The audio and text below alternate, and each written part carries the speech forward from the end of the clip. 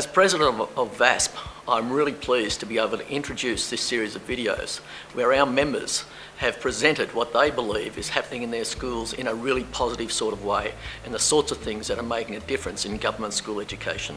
I really recommend that you view these, possibly use these with your staff to talk about what you're doing in your schools and how you're going to go about continuing to improve what is happening in your school. I'm Stephen Dinham. I'm Professor of Teacher Education at the University of Melbourne and also Director of Learning and Teaching. And I've been involved with education for a long time as a teacher and then as a researcher, research director. I'm also involved in the professional learning of teachers through consultancies and presentations and publications and so forth. And as a result of all that work, there are a number of features that come through in terms of what good schools do.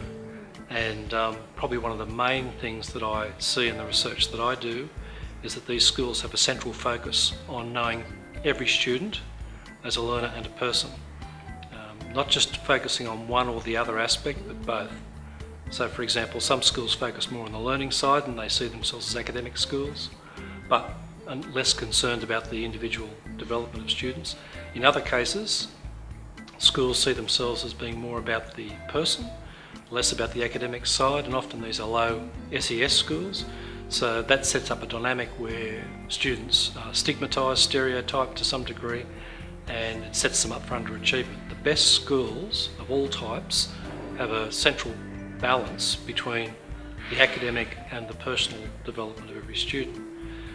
The other things that distinguish these very good schools are an ongoing involvement with professional learning.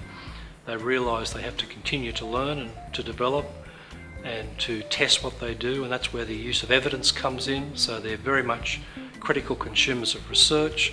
They use various means to measure the impact of what they're doing. The next big feature that I see in these successful schools is leadership, and this is both leadership from those in formal positions of authority, if you like, but also teachers generally, because every teacher is a leader. You can have good teaching without having a good school. You can't have a good school without good leadership.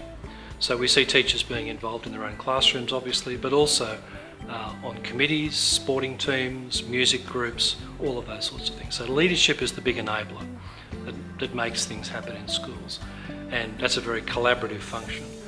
The final thing that we see, of course, is effective teaching, and that's a function of two things: the effectiveness of the individual person, their qualities, what they know, what they can do, and then of course their impact when they're actually teaching. So when you put all those things together, they're the broad things that we see.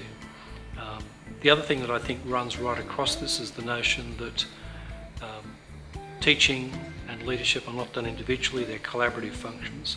And again, the best teachers work very much in teams.